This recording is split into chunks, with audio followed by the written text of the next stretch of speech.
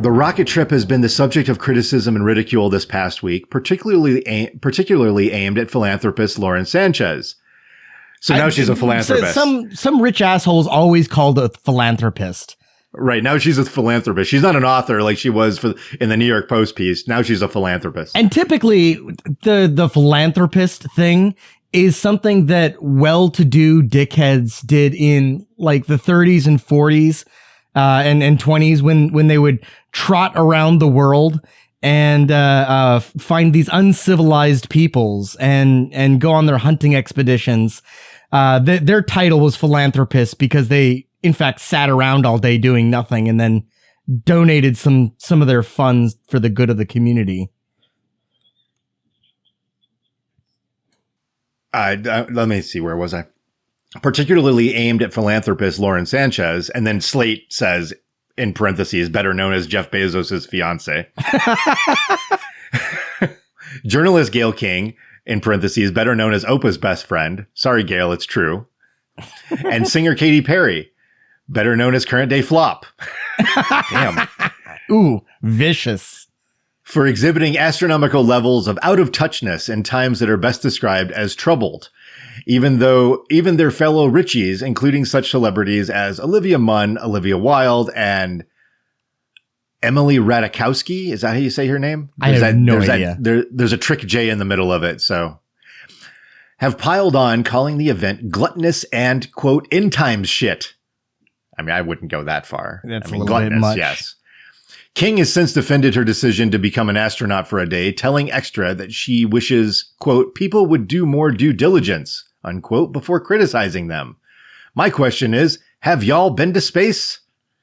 Go to space or go to Blue Origin and see what they do and how they do and come back and say, this is a terrible thing. Is it expensive? Yes. But one of the things they're trying to do, if you get enough people who are interested, it doesn't have to be that expensive. Oh, so we're talking volume. Price comes down with volume. Is that what she's saying? It can never come down enough for all of that fucking fuel. And the maintenance on the equipment and the wear and tear on those extremely expensive engines and rocket bodies, even Sean, if they're reusing them. Sean, you'll be surprised to learn that boats have been around for, I'm checking my notes here, thousands of years. And yet still, if you want to go on a boat trip, it fucking costs money. And even if you just want to go on a day trip on a motorboat, not motorboating, that's a different price. But if you want to go on a day trip on a motorboat, it's fucking expensive. It's a lot of goddamn fuel just for a boat. Even with all of the years of people having boats. And all the boats that exist. And all the boats that exist. There's so many boats. You think they'd be paying you to take a ride. She commended herself for inspiring, quote, many girls and women and some guys to consider going to space, and added to consider going. I mean, I'd go to space. I'm go to space in an instant. I like I'm considering it. I didn't. And added that she's, quote, not going to let people steal my joy and steal the joy of what we did or what we accomplished that day. That, I mean, to bring it back to the Gita board is that and I've actually, I forget who it is that I'm actually thinking of more so than him, but at any rate, Baudrillard, it could be, but you get to the point where you convince people to essentially monitor themselves. They guard themselves. They keep themselves inside these lines. And, you know, like if you were in, Foucault, if you were in a business situation and you were trying to like do cultural change in the office, you would call this buy-in, you know, where at some point they're not just following the rules anymore. They become enforcers of the rules. Yeah. And when we have these standards of if we're going to believe that this stuff is important, that this is what we're doing is actually valuable, that it's meaningful, it somehow contributes to the betterment of everyone else, then we can not at first we have to believe that that's true, but then we get to a point where we believe it so much that we start enforcing that on other people. We have start a vested interest in making sure that everybody else believes it too. And that's part of that buy-in, is that we become stakeholders in some sense, and, skin in the game sort of thing. And it's because I've hung myself out for this, whatever this belief is. And now I'm going to defend it from the people who are criticizing it. And, right there, Gayle King saying, not going to let people steal my joy and steal the joy of what we did or what we accomplished that day. You didn't accomplish anything. I'm sure it was joyous. I'm sure it was amazing, this life-changing experience.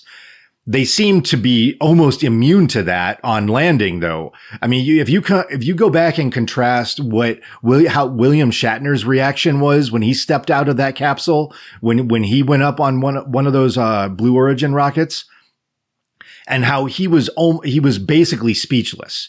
He didn't. I mean, he had a lot to say, but he was really just completely caught in the moment of his experience. And then you listen to what these people said when they got out. I don't know how much of that even reached them, which is something that should be really terrifying. That something as monumental as leaving the Earth's atmosphere, even briefly, and seeing the planet from that perspective, and then these people can step out of the capsule and still put on a show. The whole thing seems extremely scripted. That's how it's been stripped of its meaning at this point. It's becoming commonplace already. But the script is written based on really the overview effect. It's this idea that there's this cognitive shift that astronauts and cosmonauts experience when they look back at the Earth from space. I mean, it was supposed to be a pretty big impact on the environmental movement when pictures came back from space, when they turned the camera around and you saw the first images of the big blue dot. That is not for nothing. That was a Carl Sagan move. Yeah, absolutely. He was there like for that Voyager mission. I think it was Voyager 1. But yeah, it was his idea, at least as far as it's recorded. Maybe it was somebody else's and he just got credit for it. But to turn the ship around and take a picture of the Earth as the craft was, I believe, passing Saturn. And, so that's where you get that image, that pale blue dot image. But that wasn't the first image of Earth, though. They had images of Earth from space before that. But and you're totally right, though, about the expected impact on the environmentalism movement. And remember, this is all pre anybody ever talking about global warming, really.